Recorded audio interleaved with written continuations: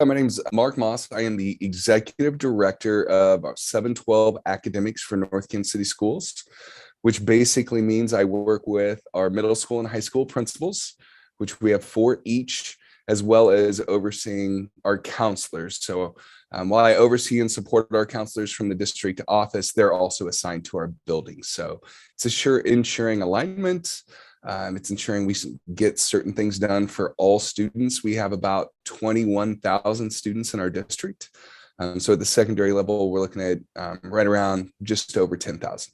Wow. So 10,000 students. So how many schools is that? So we have several years ago, we realigned our boundaries. So we have direct feeders. So within our schools, we have 32 schools and 2 centers based on special education. But when you start school in kindergarten, you will be basically with the same cohort of students all the way till your senior year of high school. So we have 4 high schools that break into a high school, middle school, a 6th grade center that is shared, and then anywhere from 5 to 7 elementaries that feed that high school. That's really big. It's a big district, Mark. It's all perspective. I mean, I guess so. I come up with my high school was 800 students. Yeah. So, yeah.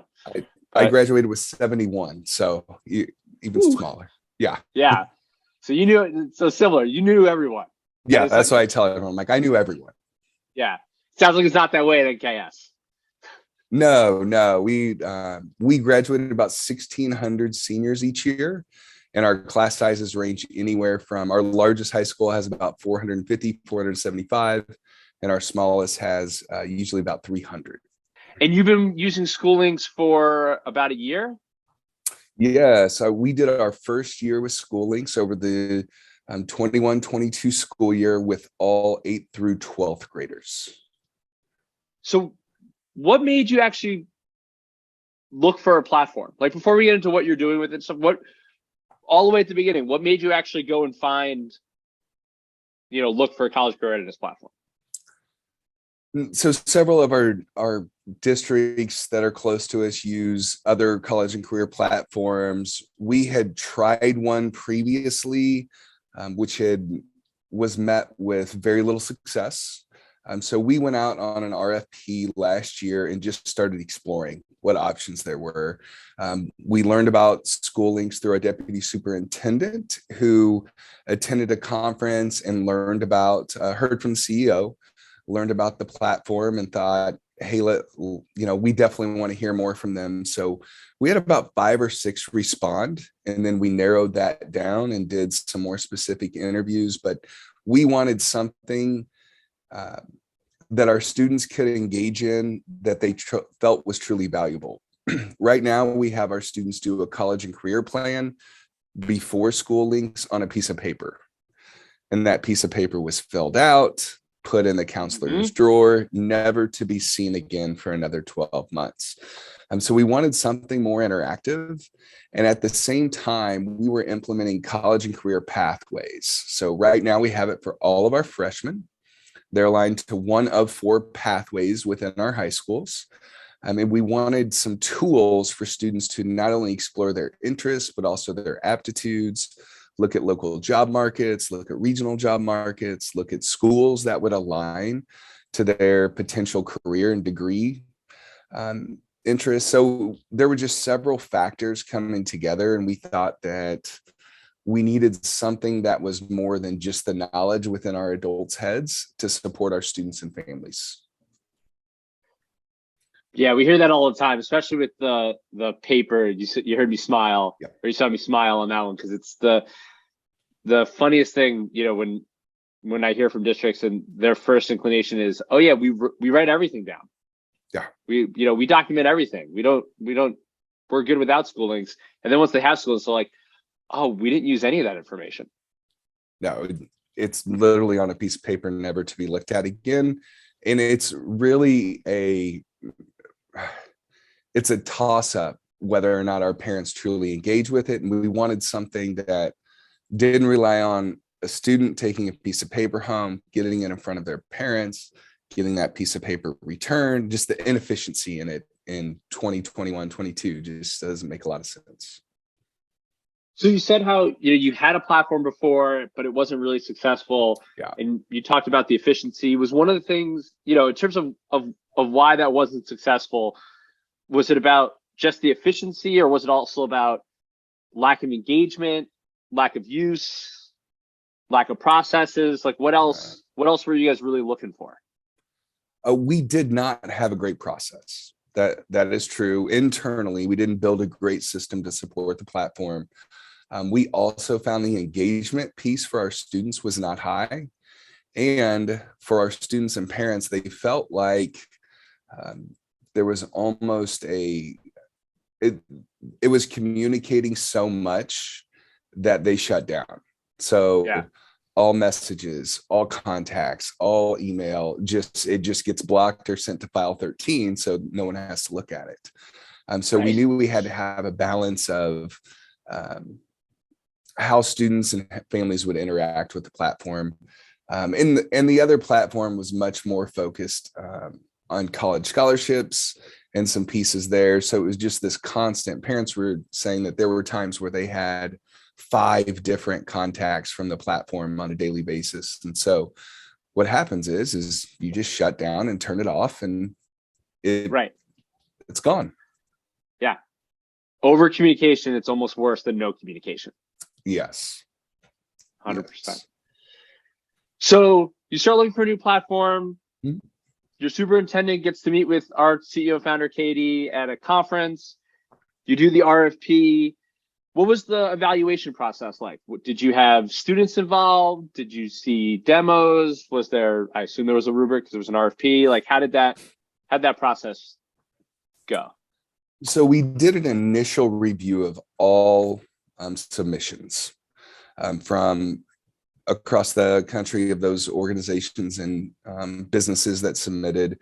And that involved counselors, administrators, central office administrators, a couple teachers. All were part of that process to narrow down our initial look. So we narrowed that initial 7 down to 3, and I can't remember if it was 7 or 8 regardless, but the initial group down to 3. And then at that point, we asked each of the platforms to kind of give us a demo of an hour, and also to send any information forward ahead of time that we could dig into. Because you could imagine, you guys have responded to RFPs. There's a balance also in providing too much information and not enough. So really trying to dig in and highlight. We did not involve students, which looking back, I wish we would have. Right there, ultimately the end user. I will say we had parents represented just because there were people on the panel that work for the district that also served that dual role as a parent at home. But probably the most impactful thing we did was ask for other districts, particularly like-sized districts, districts that use our same SIS. Any of those pieces that we could gather and put together to really learn more about how they would work together was really important to us. So I think that was probably, besides the hour which we had with your team, which was great, that calling a couple other districts and just digging in and finding out some more information was as much of a key as anything else to our decision to go with SchooLinks. That's great. So you've now been using it for a year. How was that what was that implementation like? How did that go? Was it smooth? Did you say you're using it for all high school students, I think, 9 through 12? So what was that implementation like, in terms of getting it set up, on the technical side, rolling it out to the students, to the faculty? Was everyone happy? Kind of give a little view into that world. So the technical side went fantastic. Getting everything uploaded. We're a Clever district, so that helped obviously a lot for loading students and easy access for all of our faculty. So those pieces were really good. The one thing that, and coming out of COVID, we were a little bit slow into implementation. I definitely would not have waited till August, looking back. We just the way our calendar worked out and the way our board was approving contracts at the time, we were not able to get everything uploaded for our counselors. And we have college and career facilitators as well as our administrators until August. And that's just a crazy time. We have new students enrolling, we have students requesting records, we have schedule, we have kids asking to get out of classes or change classes, or so that made it really hectic to get it rolling. I would say once we got into September and had a clear implementation plan of how we wanted our students to engage with it, it was very successful. So we had high engagement. And then about that same time, September and October, we started meeting and talking with, again, another district that you all suggested that used our SIS about having all of our students and what was their process for picking classes. And that was a big lift for us to get all of our courses in there, get all of our potential choices, how we sorted students within our college and career pathways, because within that, we cohort our students. So I'll use my daughter as an example. She's in health and wellness in one of our high schools. So she's basically cohorted with that same 110 students that are in health and wellness each year. Junior and senior year, it looks different as more options become available, but it helped us. The previous year when we didn't have SchooLinks, we had some students pick English freshman English for design, innovation, technology, but then biology for health and wellness. And so they ended up across different pathways. And this was able to allow us to really narrow that scope. So that implementation was really well. We had over 90% of all of our 8th, 9th, 10th, and 11th graders submit their 4-year plans within SchooLinks, which we call it an ICAP here in our district, but It is one of the requirements for our district. And it was to be able to do that and then upload that into our SIS was tremendous. We also had a positive parent interaction as parents were looking at that, whether they logged in through their student or logged in themselves. That was a really big win for us, and jumped us into starting talking about adding 6th and 7th grade as part of our SchooLinks contract, and we did. So we look at this now as a 6th through 12th grade scope and sequence, and it's everything from college explorations, starting goals, creating resumes within the platform, to playing the game of life, right? There's several pieces that are very interactive within there that we now have a scope and sequence for our 6th through 12th graders. So our rollout was a little slow, but once we got going, it was very positive. So in terms of what you're using, and it's actually more than my research had showed. So you got 6th through 12th graders using life and college. So the assessments, the game of life, the college exploration, the exploration about themselves, all that stuff, as well as the course planning for 6th through 12. Right now we're just 8th through 11th for the course planning. That makes sense. Yeah, our middle schools and elementaries our middle schools and 6th grade centers. It's much simpler for those students to fill out a piece of paper than for them to get in our platform. But the platform was very intuitive for our students. They were easily able to log into it, easily able to start selecting classes and understanding what that course plan looked like, identifying where there may be, it shows up on red in course planning if you don't meet a graduation requirement, right? But easily able to understand that and then have that follow-up conversation with their counselors. So that was really good. We use some of those assessments and self-discovery pieces for our 8th graders as they decide what pathway they kind of want to learn through over the next 4 years. So we always tell students, you're not picking a career when you're getting into a college and career pathway. You're just identifying an area of interest is what you're doing. So right.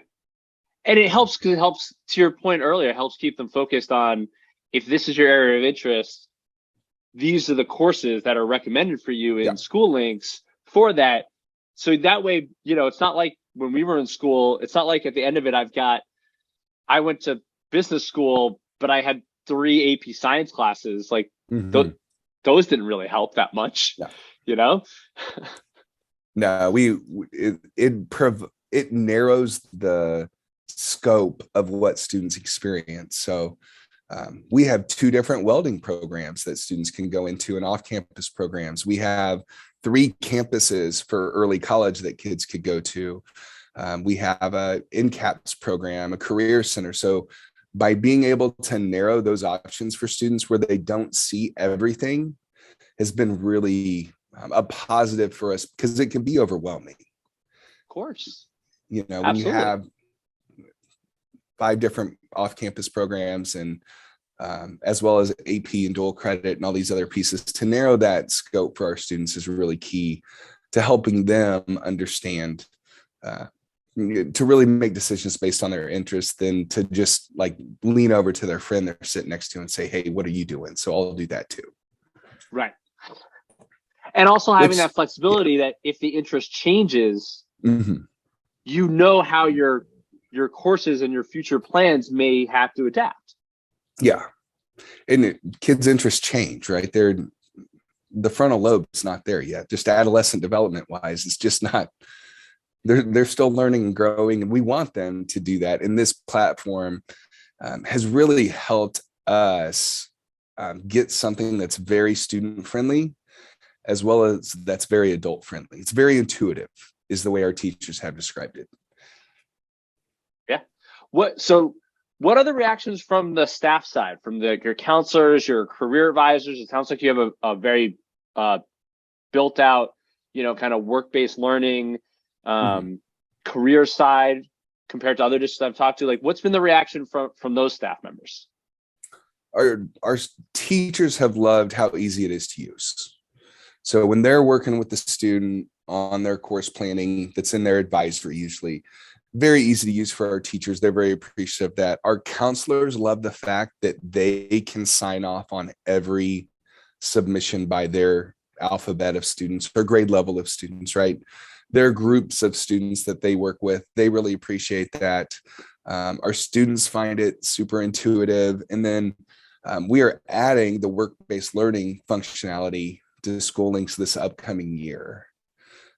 So with our college and career pathways, we have some very specific goals. So all of our freshmen will experience at least 2 guest speakers per semester. During the sophomore year, they will write a resume and do a mock interview with a community member, not with someone internal. So that outward facing experience for our students is really important as they start building their network. We're great at teaching students about school. The majority of us, including myself, went to K-12, went to college, and then came right back to school. So that's been my life. I can tell you about the education area of it. It's that outside facing network that is really what we're seeing from our college and career pathways, whether it's us posting job shadow experiences on the platform. We also are doing paid internships this summer through the school district, through our IT department, in our elementary classrooms. So all of those things that we're able to put out there on the SchooLinks side has been where our students sign up, where they learn about it. It links back to, our system for applications, as well as we posted we have a foundation, we posted all our scholarships on there as well. So there in are SchooLinks. Yes. Yeah. So we posted all our scholarships. It links back to our foundation page. We're just trying to get students used to going to that one platform to be able to interact. And then because they're young and these things come easy to them, right? They have no problem getting in there and finding the different pieces of it. It's fantastic. Yeah. So if you were giving advice to a new district that was just starting out with SchooLinks right now, what would that advice be? Set high goals. As a team, we found SchooLinks extremely responsible and responsive.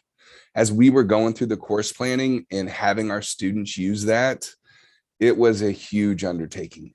The biggest time that we've ever taken something outside of our SIS to start creating high school schedules. So set high goals, but also be reasonable. So we did like find your path, let's try to get that in the first 6 weeks. Let's get students logged in to find your path and do find your path the first 6 weeks. So while we had high goals and you wanted to use the course planning, identified those really big things we wanted to get done. We also on the back end, we're very adaptable. So as we've rolled out, as next year we'll roll out to those 6th and 7th grade students, we know like, hey, let's take baby steps. Let's get them used to the platform. Let's get our counselors used to doing that, how we're going to fit this into the day, in the week, in the month. So we set some very high goals that we just wanted to knock out of the park, like course planning. And then we were adaptable on the back end. So we wanted every kid to do a resume in 10th grade. We wanted the course planning to occur. We wanted our counselors to sign off on that. So those were the real big chunks that we pushed out. And then on the back end, we just kind of monitored and adjusted. The other big piece of advice is don't wait till August to introduce it to those key team members. Yes. That was our mistake. I've worked in ed tech a long time on LMS and performance and assessment solutions and other solutions. And August is just never a good time. No. To really roll out anything. Earlier is always better, right? Yes. So having worked in other ed tech platforms, I normally ask what's your favorite feature, but we've got over so many, and it sounds like you're using so much of the platform. So I'm going to ask you more this way of, what's your favorite thing about SchooLinks for your district? The number one thing that I think I love about our district is how easily students can interact with it. It's very intuitive. So our students we had students who had not logged in January, getting ready to do their course planning. But when they logged in, they found it very easy to use. So if they had 2 steps, hit this button, go here, hit this, you can start picking classes. It was very intuitive for them to interact with. We had other students, after the first time they logged in, they did almost everything within there. They started making career goals. They found the colleges. They started tagging those colleges. They played the game of life with 5 kids in a lake house and all of these crazy things. And what does that truly cost? So whether the student was highly engaged in the platform or even a new student that came in January that we had do the course planning through there, it was so intuitive for them. And that takes pressure off our teachers. So if it's intuitive for them, it's intuitive for teachers. They have because they're also worrying about teaching the content, the state test, the standards, the industry alignment that we bring into our curriculum with college and career pathways. So the easier this is for them, the better it even is, right? The better experience it is for our students. And then, that was the biggest piece, is that intuitive piece, how easily our students engaged in it. And we learned this from another district. It was Spokane that we spoke with, that said that they had a previous platform that they found that their schools with the lowest socioeconomic status had the highest engagement. As the district had a higher level of students in need, the engagement in the platform went down. When they adopted SchooLinks, that changed. It evened out. So I think that speaks a lot to the way students receive the platform and how they're able to take it in very easily. And we have schools that have, students that qualify that are 70% economically disadvantaged. So we needed a platform that could serve all students and that all students found value in. So that really important things for us. But I must say Spokane was very helpful for us in this process as another, 25,000 student district. Great. Well, thank you so much for the time. And thank you for sharing your story and what you're doing. And we'll be talking to you more in the future. Yeah. If there's anything you guys ever need, please let us know. And I'm very excited to bring on 6th and 7th grade students, as well as the work-based learning functions for our college and career pathways. So it's going to be a great partnership, we hope. Hope it continues. Absolutely.